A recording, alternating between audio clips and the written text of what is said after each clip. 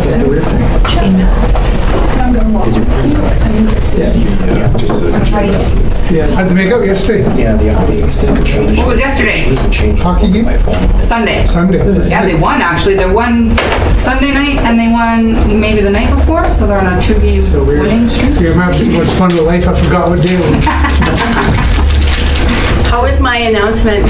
You know what? It was really good, but the sound was off for all the ads, so it's like the Rainbow Ford ad was playing while you were doing your announcement, and then when your face was on, your lips was moving, and it was different. So they a little bit of a connection fix, but it was good. You know how many takes that took me? You did turn it, which is fun. So I always say no to live anyway. Fights wearing masks. What's that? I said it is possible to break up fights wearing masks. There it is. I broke up 2 of them on Sunday. Mayor and Councilor Brown, I'd like to slide this back a bit, and that way we'll be able to see you on camera instead of through the glass on camera. Have a good view of everybody else. Through the looking glass. Better through the glass. Thank you. Oh, we have a new camera? Gonna like draw something on the glass? It's not a bunch of mirrors, that'd be weird. Can we get one then we could put some like Snapchat filters on or something? I think so. I love the dog one. Right? Yeah. Every time we open our mouth. I think it was just the angle, Mayor, because everybody else were looking through, like, straight on through, and then yours on the angle. Just looked Must a have little caught the scary. glare. But it's better now. And we are live. Okay, we're Great. We're not late. Pardon? We're not late. Yeah, I don't see that. This is in my job description. No, but I do it every year. Your communications. That's part of it. Yeah. Yeah. Communicating the time. I'm also tech support in this. Okay, it's 1 o'clock. I will call today's meeting to order. The Town of Rocky Mountain House wishes to acknowledge that the land on which we gather is Treaty 6 territory and a traditional meeting ground and home for many Indigenous peoples, including the Blackfoot, Cree, Saulteaux, Stoney, and Métis. We have an agenda in front of us. Do we have any additions to the agenda? Councillor Fraser? I will move that we adopt the agenda as presented. Okay, thank you. All in favor? Okay, it's carried. We'll move on to delegations. So I will move on to number 5.1 to adopt the organizational meeting minutes of October 20, 2020. Everybody had a chance to read those minutes? Councillor Phillips? I'll make a motion to adopt the minutes of the organizational meeting. Okay, thank you. All in favor of that motion? And that's carried.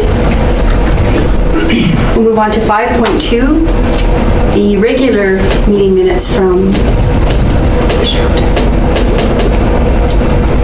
Sorry, my computer went. To adopt the regular council meeting minutes from October 20, 2020. Anybody? Councillor Brown? Okay, make a motion to adopt the the draft regular council meeting minutes of October 20th, 2020. All in favor of that motion? And that's carried. Thank you. Skip past number 6 and move on to number 7. 7.1, the RFD for Central Alberta Economic Partnership membership. And I'll turn that over to Mr. Krause. Thank you, Your Worship. So just some background. So in November 19th of 2019, Council passed a motion to withdraw our membership to CAPE, and that notification was sent to them. And just recently on October 20th, CAPE was a delegation to Council with the request to stay a member of CAPE, and Council took that to the service level for discussion. And now we're bringing it back for Council's decision. Okay. I have included their last year's report as part of the for Council. Okay. Thank you, Mr. Krause. I'll open the floor for discussion. Anybody have any thoughts on CAPE? So I guess the financials, I guess I'm curious to know what's going to happen. They've lost half of their RETA funding as well, going into 2021, I believe. Can't remember if it affects 2020. I believe it's just 2021. 2021. So I don't know if that would mean then increased funding for other memberships. Councillor Alderson? Like after, further discussion at our service level, I think it's important that we be really careful with, how we're spending money going forward. Not that we weren't before, but we have an economic partnership already, a different one now. And if this one makes sense to rejoin in the future, we can do so. But we also know that, there's going to be more and more things handed down from the government down to municipalities. And so going forward, we need to be pretty tight with that budget. So I personally think at this point, it wouldn't make sense to rejoin at this point in time. Okay, and I also would like to point out that we also have Community Futures and Access Prosperity, and we can reach out to those groups as well. And I think once we also find out the initiative, if Cape needs more support, we could make a decision at that point in time as well, how to handle that. So, Councillor Fraser?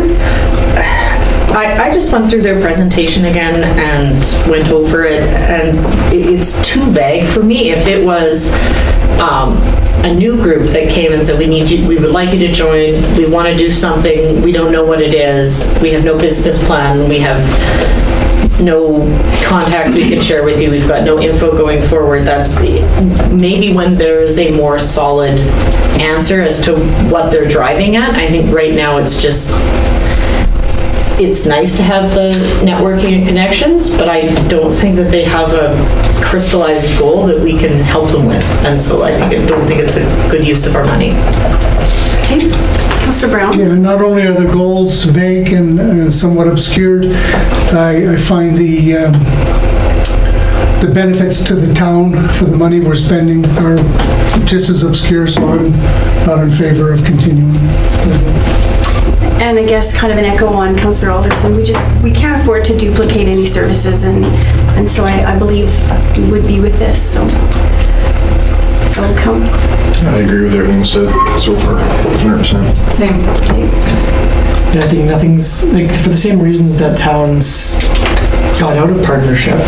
Not that we didn't value the partners, but the benefits weren't there that made sense at the time, and there really was no answers going forward. Like Councillor Fraser said, it's too vague to really hop on board and to shell out more money for something like that. So I'm going to make a motion that council just, I was going to say discontinue, but I don't even know if we have it. I think it's the first one. Yeah, that council thank Cape for their presentation and advise them that councils maintain the decision of Resolution 568-2019. Okay, everybody clear on that motion? Okay, all in favor of that motion? And that's carried. Thank you. Moving on to 8.1, the RFT for the CREMA agreement. Mr. Coates, back to you. Thank you, Your Worship. So for council and the town is in an agreement with the Clearwater Regional Emergency Management Agency, it's called, and that agreement expires in February of 2021. The CREMA Advisory Board has met and talked about entering a new agreement to go forward from next February. And to provide some background to council where we're at this year with emergency management is in February, the Alberta Emergency Management Agency did an audit on the town and our municipal emergency plan. In that audit, the province made it clear that the CREMA agreement doesn't meet the legislative requirements of the town or the county under the Emergency Act. Because under that act, each municipality must have their own emergency plan, their own advisory committee, and so forth. So in response to that, what we've done in the past year as an organization is council passed a new emergency bylaw. We updated and passed a new emergency management plan. Council also adopted an emergency social service plan, and we held 2 of our own emergency advisory meetings. And also, in relation to that, we've upped our training to meet the legislative requirements. So all of council has passed the municipal elected officials course. Majority of our staff have their ICS 100 in basic emergency management now. 14 of our staff took ICS 200 in September, with a lot of our staff already having that. There's a Director of Emergency Management course scheduled this month, and the ICS 300 course is scheduled for January. And the Scribe course will also be scheduled, so by the end of January, we'll have exceeded our legislative requirements in emergency planning. So this brings us back to the CREMA agreement. With the input from Alberta Emergency Management is the question of the purpose of CREMA then, because we both have to meet our own legislative requirements. CREMA really becomes more of a mutual aid agreement. So we have 2 options going forward. We can renew the CREMA agreement with provisions to reflect it as more of a mutual aid agreement that also involves Caroline and Burnstick. Or we can just not enter that agreement and just enter into a mutual aid agreement with Clearwater County, where we would just provide mutual aid when requested in the event of an emergency.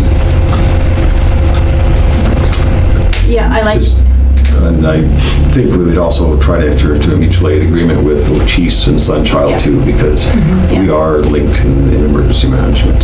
absolutely, that makes very good sense, to reach out to both the First Nation communities there.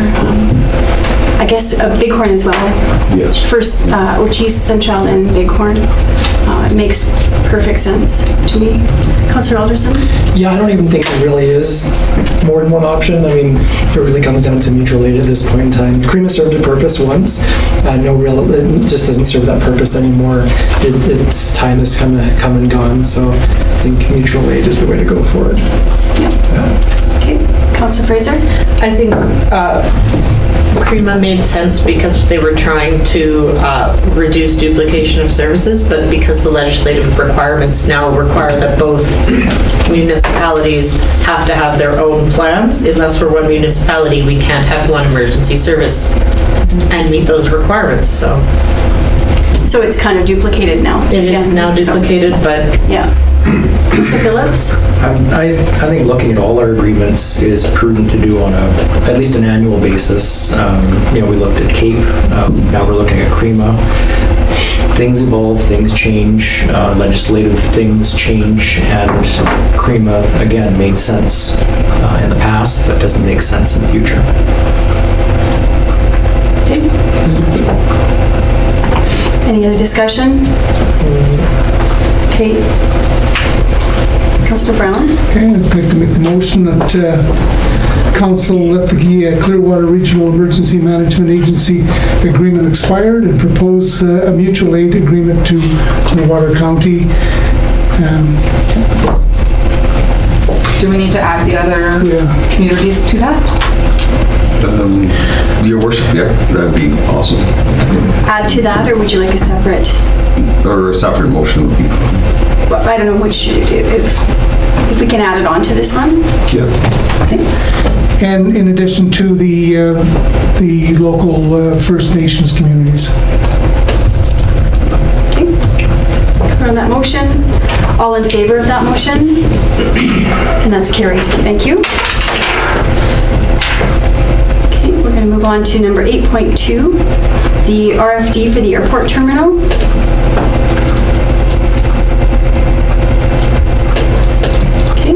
Mr. Kraus? Thank you, Your Worship. So at the last Airport Commission meeting, the board made a recommendation to council for the new airport terminal building, which which was basically option 2 of the 3 options. So I can just quickly run through those 3 options with council, and there's drawings attached to the council package. So the existing terminal building was built in 1977, and it's 1,859 square feet. It has a basement which is not utilized because of past flooding problems, so it's just basically used for mechanical right now, like a furnace and so forth. Option 1 was the first option drafted, and I guess it's best described as probably, you know, the optimum if the airport was at its capacity where it had a flying school and so forth. But that option, because it has like a classroom, a boardroom, rental offices and so forth, and it's 4,800 square feet with an estimated cost of $2.18 million. Option 2, this one is scaled down from option 1. It removes 2 offices and in a boardroom. The commission board member altered this in their decision and took out 2 offices to put a classroom in.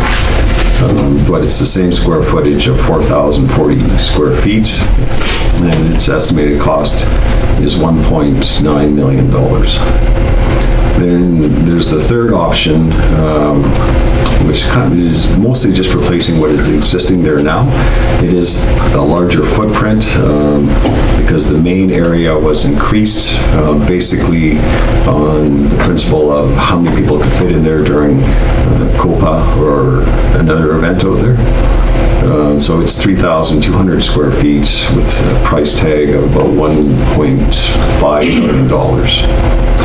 So at the board meeting, Chairperson Laird took it upon herself to do a quick poll of the public that was in attendance for what option they preferred. Quite a few of the responses from the public members there was actually option 3, just, you know, what's needed versus what's could be needed in the future. The public members attending the meeting were not necessarily the leaseholders at the airport. There was a couple, but in reflection of this, administration is recommending to council that perhaps we have an open house where all the leaseholders and the users of the airport would actually have the opportunity to provide their input because they didn't attend the meeting. So, I mean, that offer wasn't extended to them at the meeting. So that's the recommendation of council. So if that is council's choice, Mr. Shanks and I would meet with the consultant. We have a meeting scheduled for November 19th. To talk to the consultant about it, allow them to prepare boards and so forth for the open house, and the consultant would be there to answer questions. So it'll probably be scheduled mid-December would probably be the earliest, and then after we have the open house, we go back to the commission with the input gathered from that engagement. Councillor Alderson? I'm actually in favor of what the public said that was in attendance. The reality is, again, for the same reason that we wouldn't be joining CAPE or anything else, is like there is really very little money going forward, but there's a lot coming down the pipe in the next handful of years. There's just a lot of changes taking place, and to do more than we need right now is just, I don't think it's really feasible going forward into the future. So if there's a need that needs to be taken care of, great. That's option number 3. Beyond that, I don't think we should be really looking at anything at this point in time. So I don't think we should be going to an open house. I really think we just need to take care of our immediate needs. And that was the message, don't overbuild. And I just want to point out on that, we We've had one meeting with Minister Allard. We've had a letter from Minister Allard. And this morning I heard another message because I'm attending virtually the RMA conference. Another message from Minister Allard, and she's saying, find efficiencies, don't overspend. And one of her comments, and you can perhaps help me out here, Councillor Fraser, one of her comments was, bad decisions are made in good times when money's freely flowing, and good decisions are made in bad times when you absolutely have to look in every nook and cranny.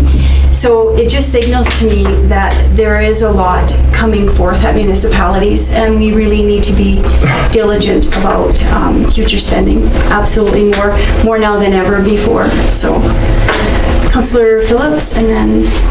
So looking at the three options, personally, option 3 to me makes the most sense, just simply because we don't need to build more than what we have out there right now. In the future, maybe that building can be added on to. I do, however, think it is worth holding an open house and talking to the stakeholders just to see, maybe they have some better ideas than the 3 ideas that are being presented. Not that we want to increase what we have out there, but just some tweaks, some ideas, some suggestions that we can probably take in and maybe incorporate into the new buildings. So I would be in favor of having the open house just to get the information from the stakeholders out there. Councillor Narang and then Councillor Fraser. 2 things. This is modular in nature, so we can add to it if we go with number 3. Yeah, that's correct. So it is designed that it can be added on. Okay. And is there a way to do a virtual open house, because it's probably way cheaper? Or is there like a survey like this similar to that we can do, or would that be of value? Your worship, so virtual is possible, but I think we'd want the consultant there to answer any technical questions that could arise. Because even option 3 could be scaled down. Yes. It's still, it's 1,000 square feet bigger than the existing terminal. It's designed for maximum capacity during an air show, people in the, but it can be scaled down also. Because if you look at the washrooms, it's designed for, I think, an occupancy of 75 people in the building. So the washrooms under building code are designed for that. And you can see they're pretty extensive washrooms that will probably only be used 1% of the time. Right. Yeah, and then I think an open house would be a great educational tool for all of us, probably. Councillor Fraser. I agree. I think an open house would be good. Just the comments that were shared at the meeting, I think kind of moved us in a different direction, because the user said, well, we would prefer to have a classroom space rather than rental offices, and we don't, so just the perspective of the people who are using that space might be good to, maybe there's something even in option 3 that doesn't make sense. Maybe something else should go there instead. And from what I heard about the complaints about the building is not that, oh, we're out of space, or, oh, we need more space. It was, the building is old and there's leaks, or there's floods, or this needs to be fixed, or we need bathrooms that work. All of that would be remedied with option 3, because it would all be new and it would be modular, so we could add on, if it did expand, relatively easily. Councillor Earl, did I see your hand up before as well? Yeah, Councillor Brown. just echoing everybody else's comments, the fact that it's going to be built in a modular system. We build it for what we need today, and if 10 years from now the need grows, then we can grow it at that time. 100%, we just need to look after today right now. Councillor Brown. In 2003, our airport's condition was rated as fair at best. The straw poll at the committee meeting verified that the size is adequate. We've addressed future concerns through the modular construction. The one downside to all of this discussion is that we haven't received the input of all stakeholders, and I think that's important, so I think we should be holding a stakeholders meeting. Councillor Alderson? Yeah, I mean, I just want to be clear what stakeholders is, because like, the people that use the airport, people who use whatever are always going to want more. I mean, why would you not want to improve what you have? But I think we need to take care of the largest stakeholder, in my opinion, which is this tax base, and adding any more cost. The only reason I'd be potentially open to an open house, like personally, would is if number 3 was actually scaled back even. So it's actually cheaper than what's already on the table here.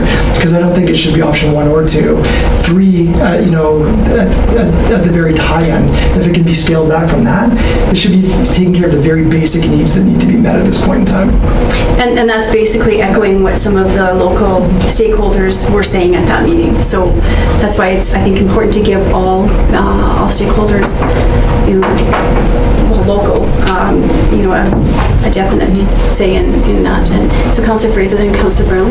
Well, and I know it wasn't brought up at the meeting, but just looking at the square footage of the different buildings, if you go from a square footage of under 2,000 square feet and double your square footage, and a lot of it is large open space, we're going to be heating a 4,000 square foot building in most of the winter. The utility costs alone have to be considered going forward as far as operating expenses. It's not just about putting the money down for the building, we do need to operate it. So.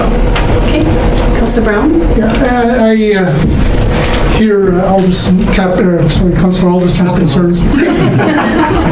and I certainly respect them. And one thing that hasn't been mentioned is, although it's modular, we can go up. We've mentioned that, but we can also scale back as well as input directs us.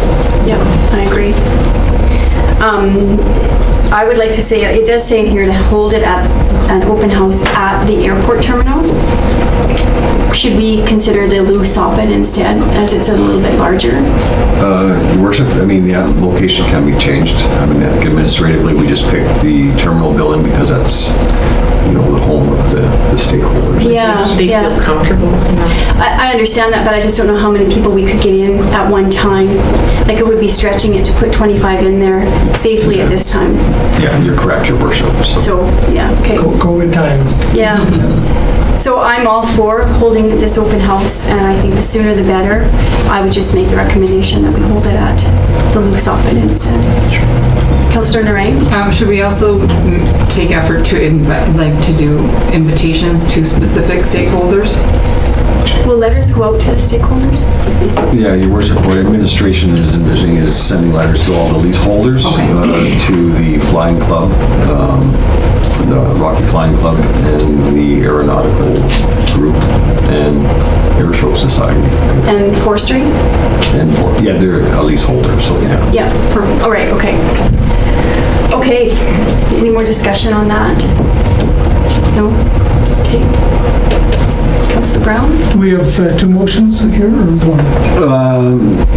Your Worship, so alternative 3 is just one motion. You would just need changing for the location, if that's what. I was looking at the recommended alternative, the part specifically that follows further. Your Worship, so that can all be one motion, or council can break it into 2 if they so wish. Okay. Okay. Councillor Phillips? If there's no further discussion, I'd like to make a motion that the town as managing partner hold an open house at the Lou Soppin Centre for stakeholder input on the new terminal building prior to making final decision on the design to ensure it meets the needs of the airport users in the most cost-effective manner, as well as advising Clearwater County that the open house and coordinate joint representation at the event. So I have to first clarify, Councillor Brown, did you have a motion on, were you going to make that motion? Is that? I know I'm good with Okay, Councillor sorry, I just wanted to clarify that. Yep, no, thank you. Okay, thanks. Okay, thank you, Councillor Phillips. Any other questions or comments regarding that motion? No, except it should be bolded in the most cost-effective manner. That sounds good. Okay, all in favor of that motion? And that's carried. Thank you.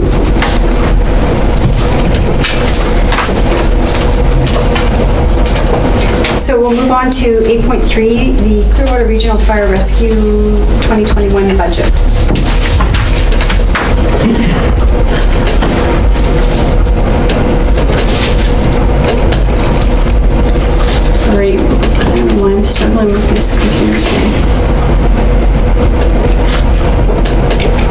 Mr. Kraus, is that my turning? Oh, there we go.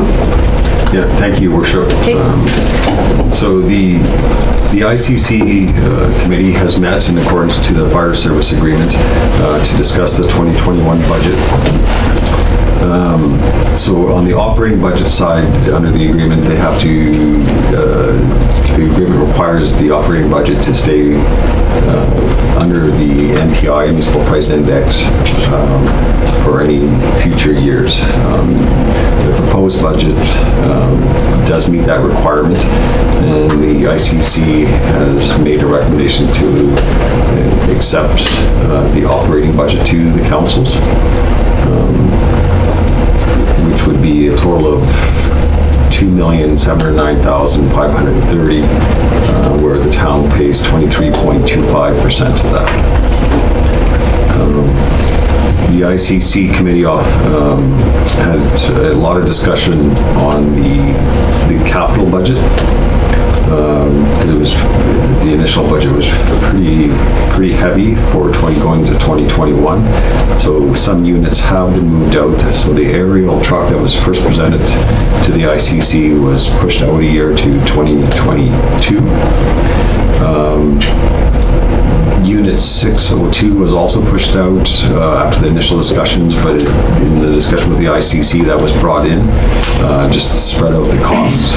Plus, an older truck was going to be put into Station 60 for 1 year, then we'd have to replace that truck in the following year. So that was brought back in. The 2 command units are in the 2021 budget. The breathing apparatus, where initially it was a full cost replacement in 2021, has now been spread out over 3 years. And in the capital budget was also a general of $25,000, which was explained that it's for small capital items that might come up during the year.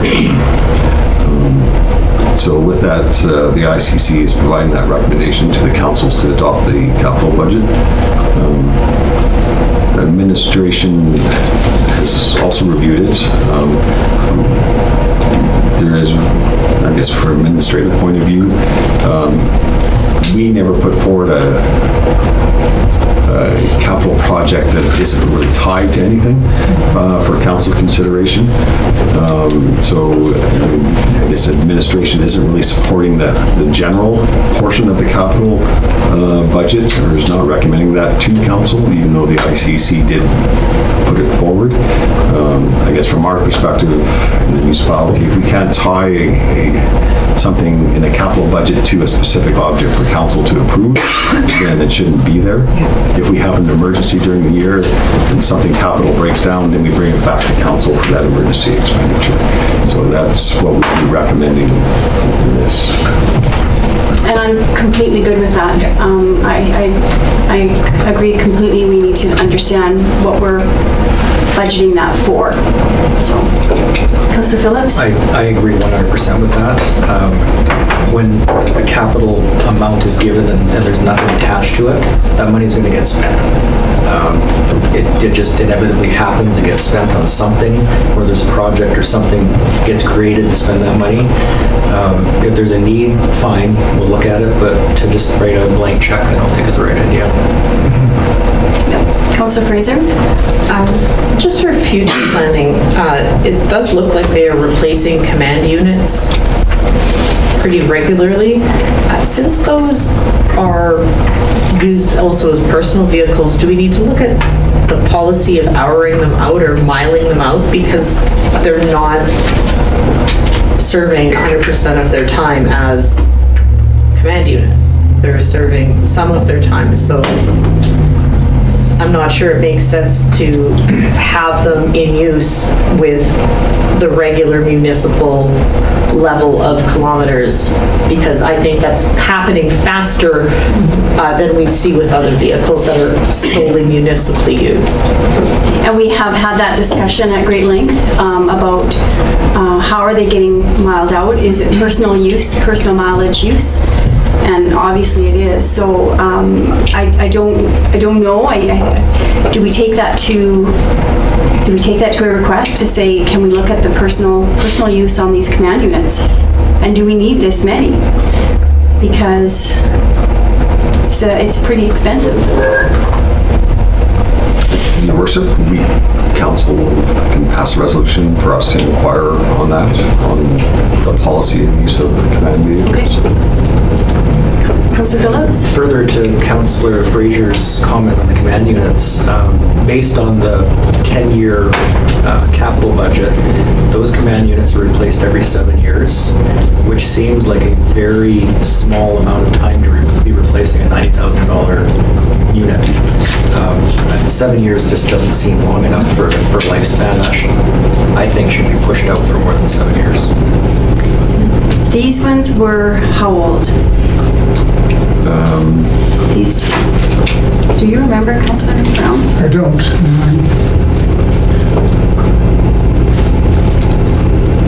But that's exactly, I agree, and that's exactly why we have to look at personal mileage on these vehicles.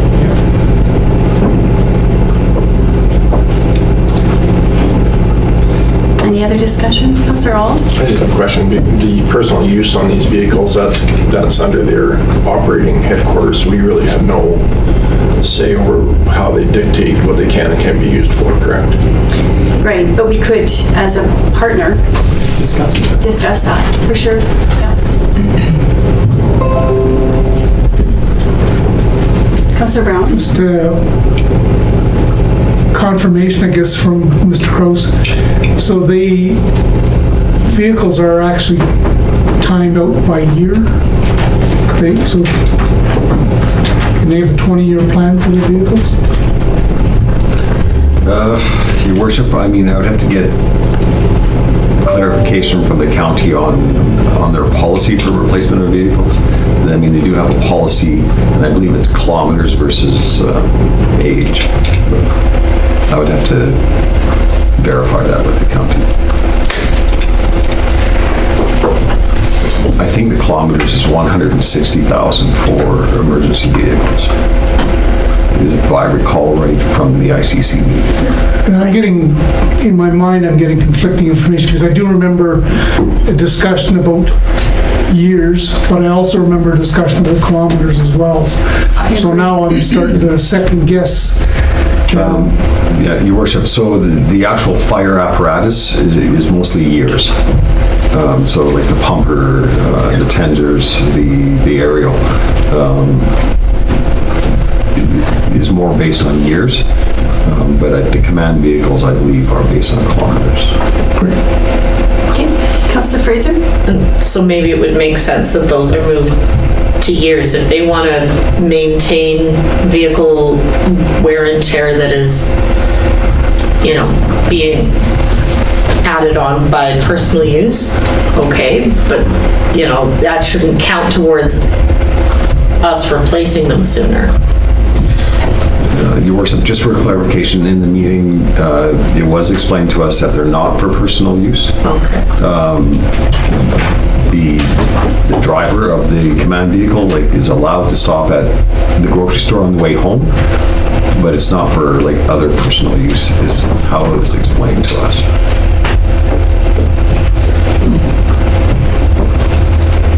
Do they have to keep a vehicle log? I would have to ask the county. So what I'm hearing is we want some more information on the command unit personal use vehicle. Is there any more discussion on the budget at this point right now? No? So what do we wish to do? Are we okay with the recommended alternative, or any of the other options? What does council see as the best result for best motion? Councillor Brown? I'm comfortable with the operating budget, but I do think we need the rest of that information before we move forward on the capital budget. So I would like to make the motion that council accept the 2021 Clearwater Regional Fire Rescue Service operating budget of $2,709,530, of which $589,033 will be the town's portion of the operational costs. Okay, and then so, just to be clear, we're asking admin then to bring back more information on personal use, or we're saying you're not going to accept any of those capital items. Your worship, the motion on the table is just operating. Right, but I'm wondering after that then, There's another resolution right underneath it that takes care Okay. of that general. Yeah, I think it does anyway. okay, so let me just read this again.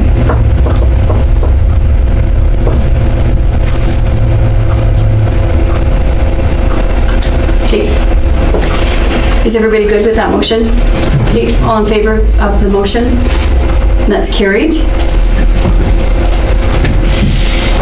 I'll make the second one. That be it resolved that council accept the 2021 Clearwater Regional Fire Rescue Service capital budget, $743,100, of which $102,900 will be the town's portion for the following acquisitions. Do I have to read them all out?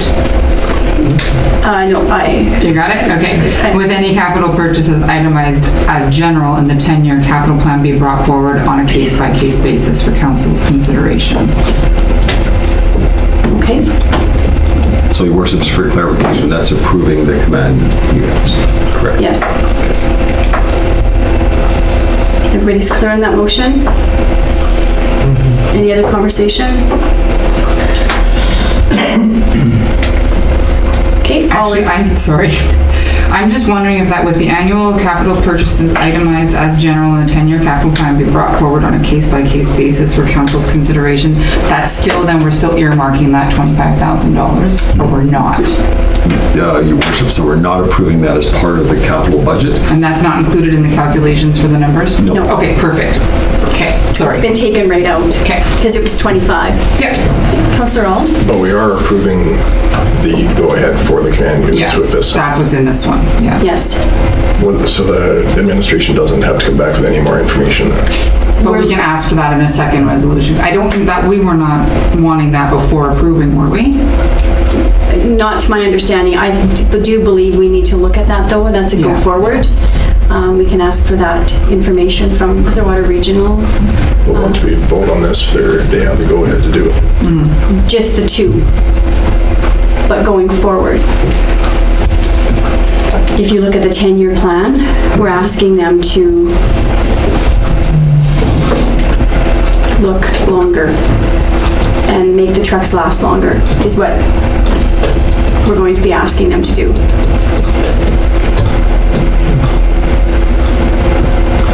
Councillor Phillips? Yeah, that's my understanding. We're approving this capital budget as is in the recommended alternative, but we're going back to Regional Fire and saying, look at your command units, look at the personal use on them, look at the amount of time between purchasing new vehicles, and how can we make this better and more streamlined? There was a very lengthy discussion on the command units for sure, asking, if one of the command units could, from headquarters could sort of be more of an in-town command unit. So therefore, if there were issues, keeping the newer ones for going out of town. There was a healthy amount of discussion. So. But this only approves the 2021. Correct. We're not married to the full 10-year capital plan. No, we have to approve that yearly. Each year. Yeah. Okay. Any more questions on that? No? Okay. So we have a motion on the table, and I'll call the question. All in favor of that motion? Opposed? So that was 3 opposed, 4 for. Okay. Okay. That motion is carried. Okay, going on to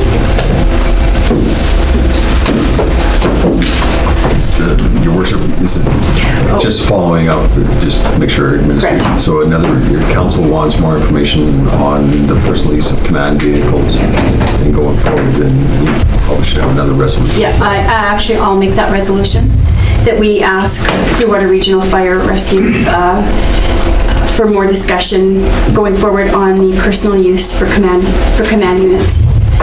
Our intention is to make those command units last longer. So, Marina, out of that, did you get a resolution?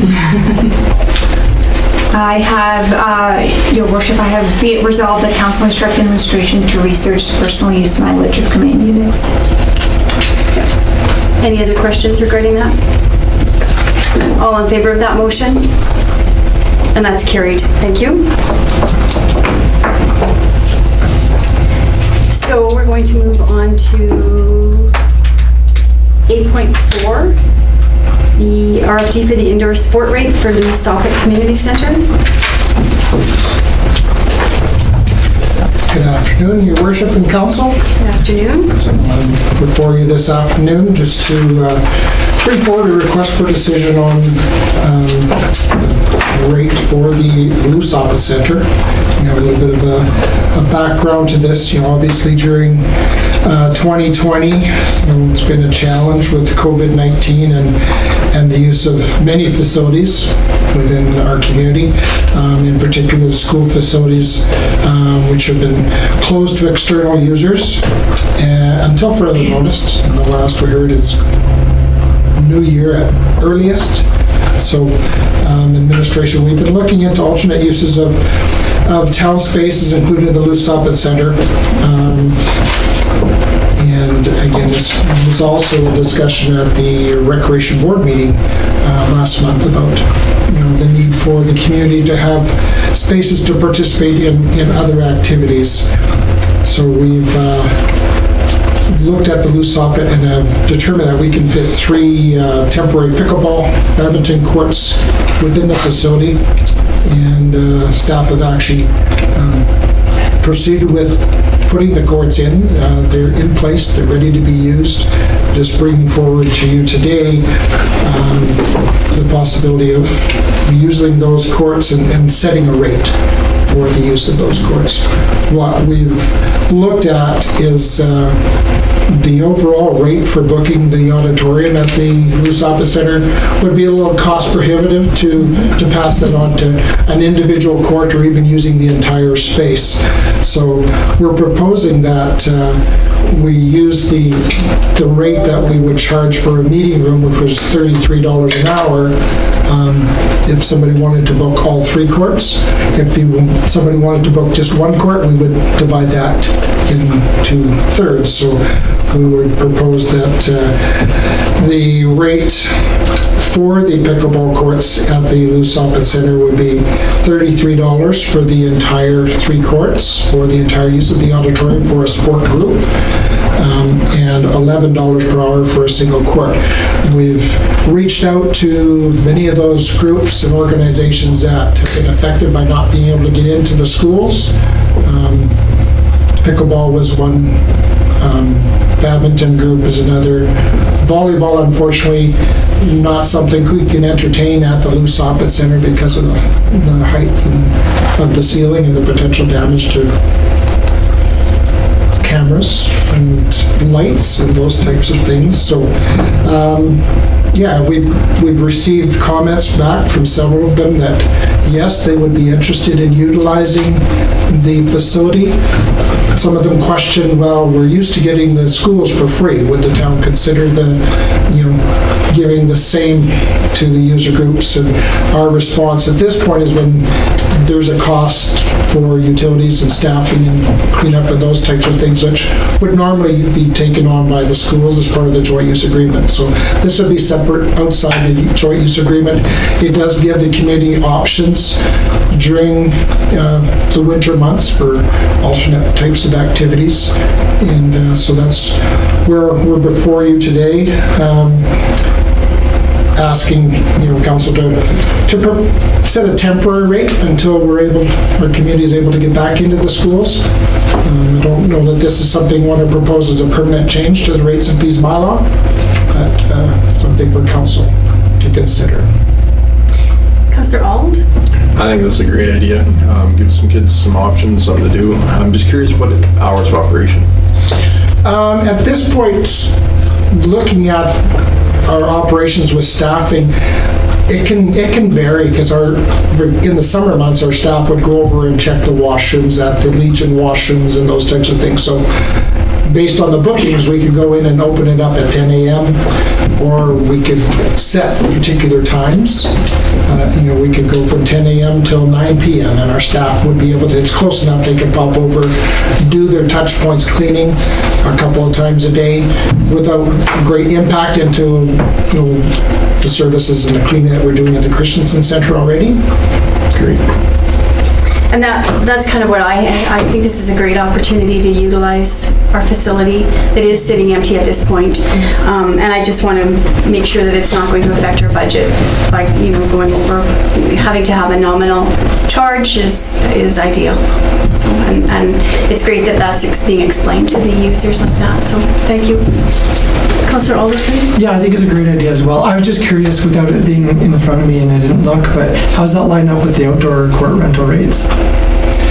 Yeah, it is more. I think the court rates were $3.50 an hour for adults. I don't have that right in front of me.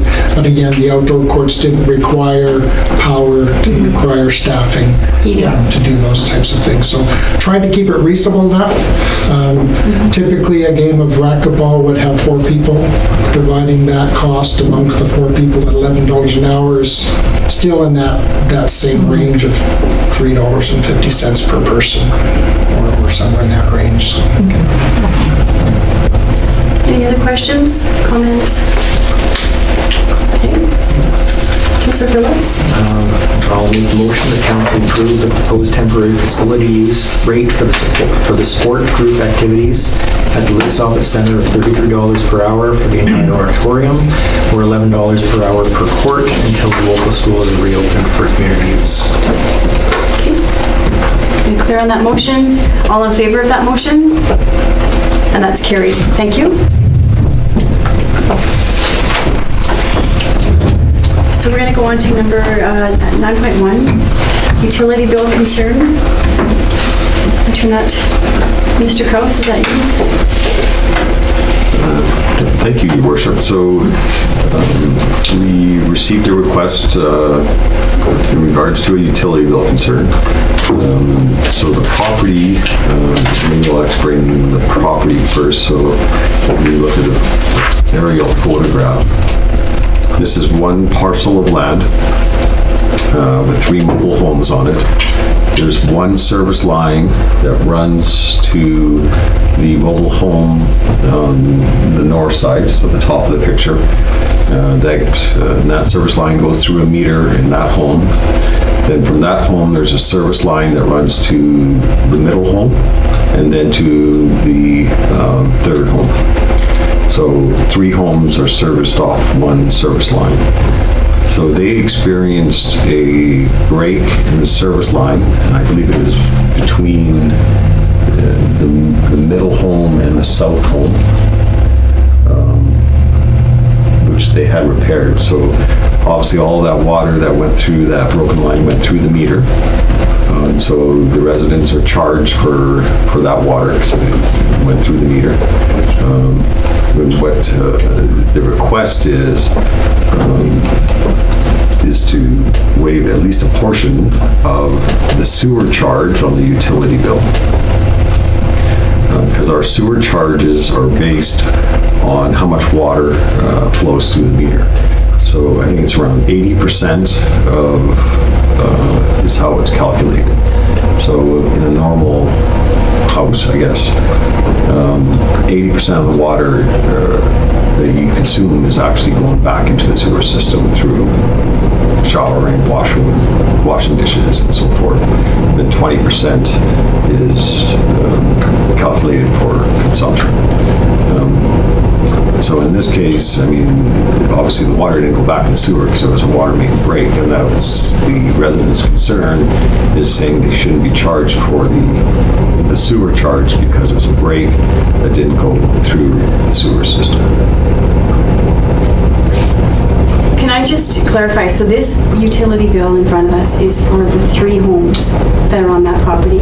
3 homes and the shop? Your worship, I don't think there is services to the shop, it's just the 3 homes. Okay. I mean, it's obvious that that sewer was from the water main break. How, I mean, this is an older property. How, going forward, can we deal with this? Do we have something in the bylaw? I mean, every other municipality does this way, right? There's no other way to meter sewage. Sewage, no. No, I mean, in that 80% calculation, I mean, that's been tried and tested through many municipalities, and that's, you know, pretty much what goes back into the sewer system. Right. Okay. So, and our bylaw does not have any provisions for any relaxation for this type of scenario. Okay. Councillor Fraser, then Councillor Auld. So, I have a couple questions about this specific case and then kind of a general comment. Is this unusual to have 3 different homes on a single metered service? Your worship, yes, it is. It wouldn't be allowed today, by no means. These homes were put on the property in 1970. And I guess my other comment is this isn't the first large water bill where there's been a mistake or there's been a leak or something. And so I'm wondering if this needs a policy that makes it easier for administration to, you know, help when they can help, and, you know, just so they have a clear picture of what's allowed. Just because this isn't the first one, this is 4 or 5 that have happened. That maybe we need to set a clearer policy about, you know, if it's a leak or if it's a no-fault leak or if it's a running toilet or if it's a, I don't know, maybe that makes it too litigious. But I'm wondering if we need a policy to make this simpler for them. Councillor Auld. Is it possible to go back through their utility bills and see what their last, say, 3 months worth of billing would have been? And It's on that one page right there. Isn't that what we're looking at? Yeah. The historic usage? yeah, so we should be able to go back and say the last 3 months you used X, Y, and bill them accordingly for that. Just bill an average, you mean? Yeah, Your worship, we can. I mean, that's up to council's discretion. I mean, you look at their previous bill, their last bill was $283. It's not a leaky toilet that's been running for 6 months. It's a break that was fixed. It was identified as a break. Absolutely. I mean, you can look at this. You can see. I mean, and I know in past we've had other requests, but this here is completely a different request. There's no fault whatsoever. It's absolutely, Yeah, Your worship, I mean, we do put the onus on the homeowner to maintain their system. Right. So in this case, what can they do to, like, have the changes already been made now then to the broken pipe so this won't happen again? Your worship, they repaired it. I mean, it's a private line, so we didn't oversee the repair or know how it was repaired. Right. So if it wasn't done, I mean, hopefully it was done and they're not going to have another break in a couple of months. Because, Councillor Fraser? I really like Councillor Ault's idea of the previous, or of the average use. I'm wondering if it needs to be that every account has one. Like hail damage. Like hail, like, you know what, like there was, you couldn't have known about the leak, you know, it's unfortunate, we feel for you.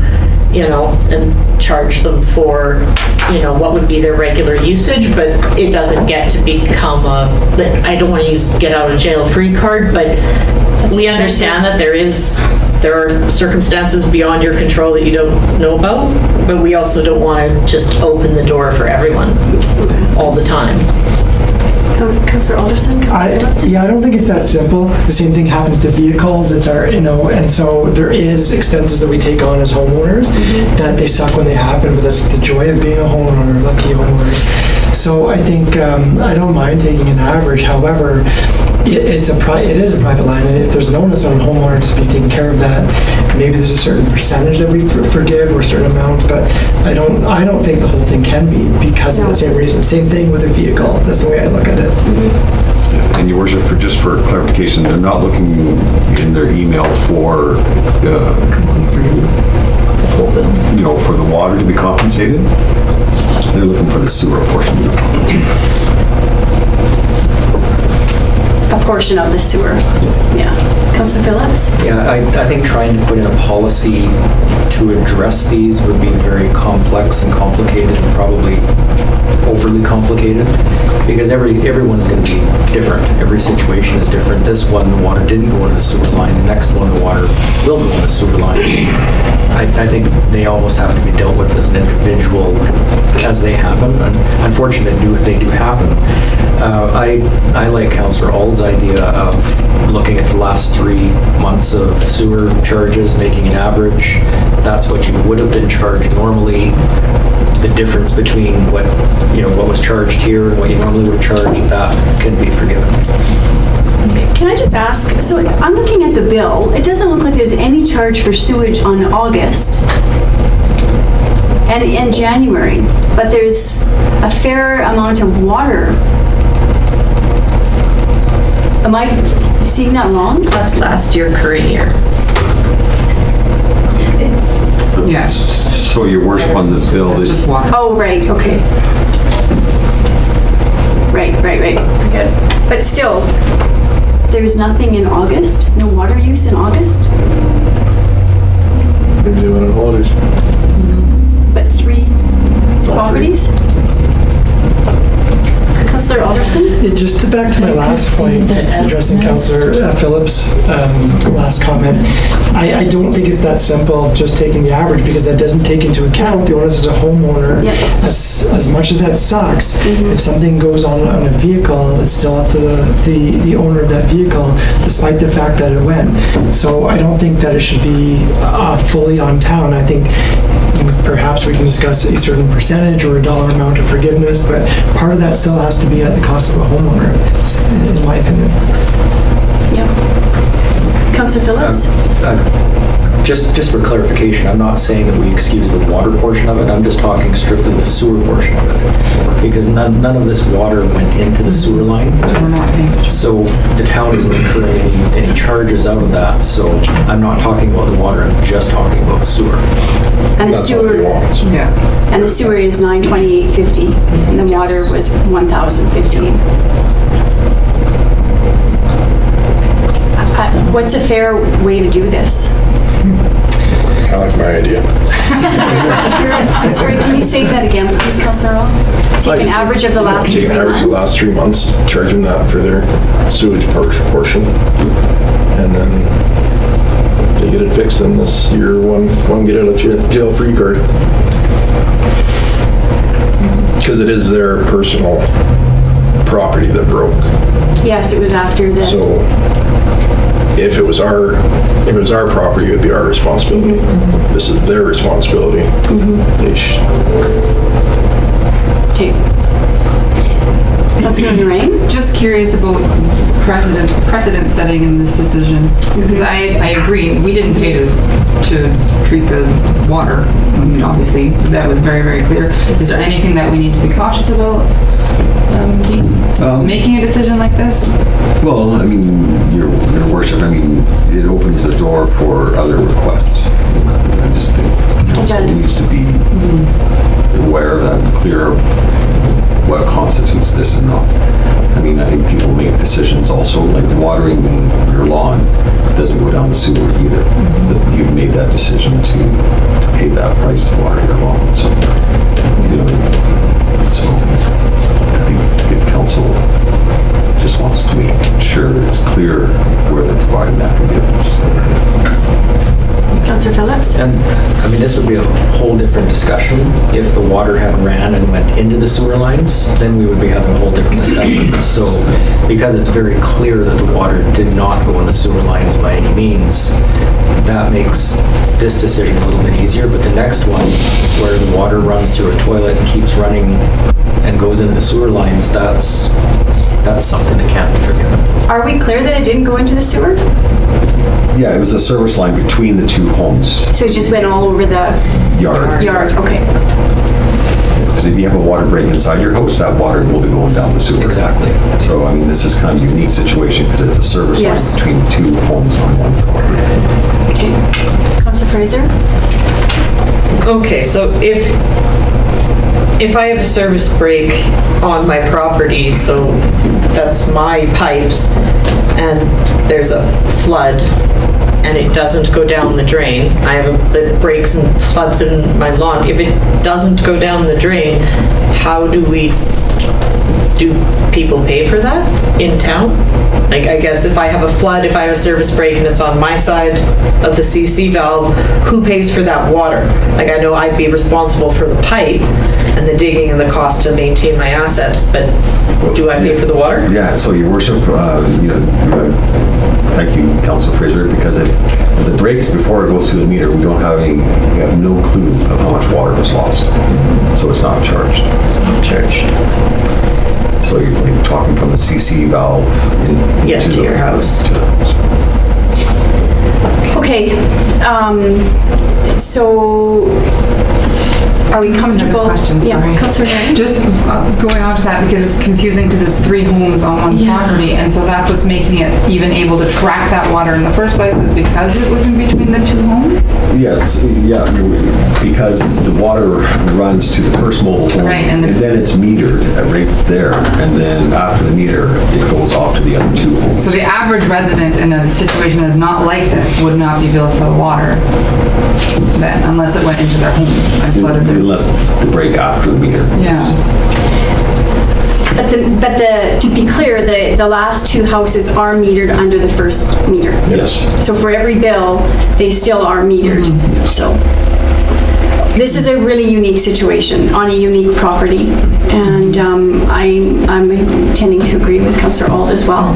Can we look at the 3-month average, or how many months average? I think 3 is fair. How about the last 3 Octobers? Worship, we could just take the last month's billing That's fine. and apply it. It would be probably just the simplest. I mean, it looks like the average bill They're pretty total was $283, so whatever percentage of that. I'm fine with that.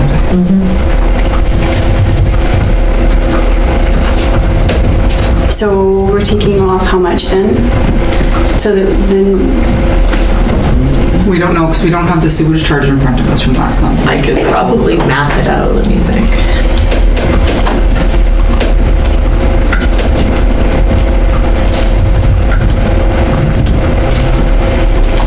Your worship, we're probably, ballpark figure waiving probably around $800 of that service, of the sewer meter charge. And that's still leaving them with $1,100 bills, like... yeah. Any more, does anybody have any other questions or comments? The only other comment I was gonna say is that if we send them a letter and tell them what we're doing, can we put in there that this is a personal, private owned service that you need to, this is on you, this is your responsibility? Yeah, your worship, I think that's been conveyed to them already through the whole process of them asking administration about the bill. So it's important that they have that fixed properly so that it doesn't happen. I mean, I guess for clarification, and what you're trying to, this is a one-time forgiveness? Yeah. Okay. Yeah, and make sure that the service is certainly fixed. Don't want to connect the other. $793. Yeah, before the winter. Yeah. Okay, so we need a motion now then. Anybody willing to make that motion? Councillor Auld? Marina, do you want to read the motion back? I would love to. Okay. Your worship, be it resolved that council instruct administration to bill for sewer costs taken from the last month's bill for Mr. Anderson's meter and forgive the remaining sewer cost of the October 15th, 2020 bill due to the stated water main break. Everybody good? Specify the sewer portion of the bill, right? Good. Yeah. Right. Yeah, for sure. Everybody clear on that motion then? Okay. All in favor of that motion? Opposed? Okay, that was carried. Thank you. How many, I'm just curious to know, how many homes in that area do you think are still on their own sewer and water, or water lines? Is there more? Your worship, I think this is kind of the anomaly down that street, because every other parcel is actually a separate lot. Oh, okay. So, But what about across 752 in Old Town? You know? your worship, I think we would have to, Yeah, that's okay for because I now. know we still have some on private wells in Old Town, so. Right.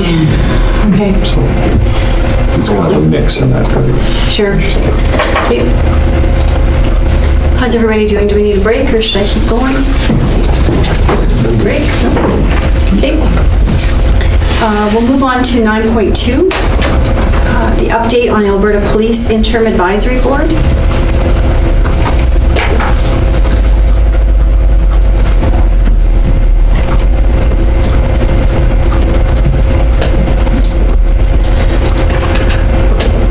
What is this asking us? I was reading, they want a member? No, so your worship, what the AUMA Advisory Board is doing is trying to create a typical municipal policing report, and they put a draft in here at the end of their letter. Really, they're looking for feedback from municipalities if this reporting structure works for us. Administration has reviewed it, and we think it's fine and it's good because it asks some good questions. Okay.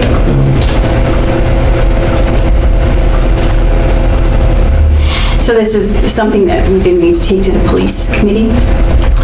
Your worship, it is going to go to the police committee, Okay. but the deadline would be Friday. prior to us taking it to them. Anybody have any other comments on this? Okay. So, you're looking for a motion just to accept? I'm trying to get back there. So your worship of council accepts it for information. We'll just inform them that the town's fine with the draft Okay. policing report. Okay. Councillor Phillips? I'll accept that report as information. Pardon me? I'll accept that report as information. Okay. All right. Any other comments on that? All in favor of that motion? That's carried. Thank you.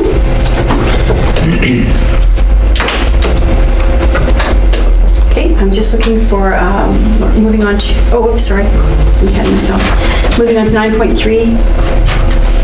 The Rural Safety Smart Choices for Life. Rocky South 4-H Beef Club is looking for a donation. Yeah, your worship. So this it's falling under our donation policy for under $500. That's why it's being brought to council, because it's really a fundraiser for the local 4-H club, and through that the town would have an ad in their what do they call it? Can't remember. Community Safety Net. Is that what it- Booklet or magazine. Smart Choices for Life. And this, where would this magazine go? Just all over this area? Yes. Okay. Your worship. Oh, there it is. Any comments on this? No. We've reopened those applications up then, okay? I know they were temporarily. Yeah, your worship. So we've closed down the major grants, right? Up to 5,000. The smaller grants we're still accepting. you know, I think 4-H has done a fair bit of good work in our community, and I think if we advertise in their magazine, and it helps them out. They do the yard clean, or the ditch cleanup through town as well, or do they? No? Well, they do the highways. They participate in the highway cleanup. So that must be part of the highway then. It's nonprofit groups that participate in sections of the highway, so they would be part of that. Yeah. I know that 4-H lost some of their provincial funding this year, like a lot of groups, so. Councillor Auld? I was just gonna say, I've always donated to this as well. It's a nice little book. It's geared towards the younger kids. I think it's a good program they have. And it's relatively cheap. Wouldn't this just be more like out of an advertising budget or something? Rather than a donation, or? Yeah, Your Worship, I think administratively, we kind of toss that back and forth. But it is a fundraiser, so we put it as a grant. And what is the amount? $500. So Your Worship, on the one sheet there, they have different levels. Yeah, So we have to pick a like level? the council selected class partners, it'd be $472. Okay. Protecting 30 kids. Geez, that one's really, sorry, we're only taking 30. Oh, sorry. Whole heart shape. Okay, does somebody wish to make a motion on that? What would we like to do? Councillor Auld? I'd like to make the motion that we donate to the 4-H, 20 kids, 30 kids. Well, it's underneath that $500 mark. So which one are you saying then? The class partners or the 2/3 class partners? Wow. We only have 2/3 class. I'd go with the 2/3. That's $315? Okay, everybody good with that?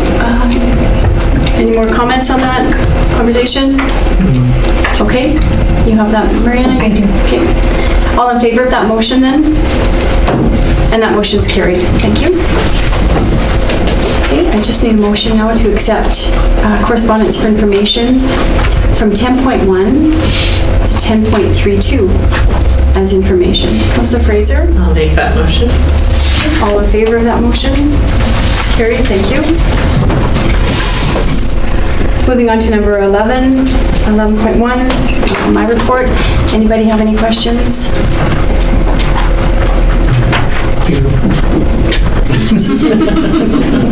Just need a motion to accept my report. Please, Councillor Phillips. I'll make that motion. Okay, all in favor of that motion? It's carried, thank you. I have councillors' reports in front of me. Does anybody have any questions or comments on those reports? Seeing none, I will make a motion to accept the councillors' reports as presented. All in favor? It's carried. Number 12, the action, 12.1, the action list. Any comments, questions? Seeing none, I just need a motion to accept the action list as presented, please. Councillor Alderson, all in favor? That's carried. Thank you. Do we have any administrative inquiries?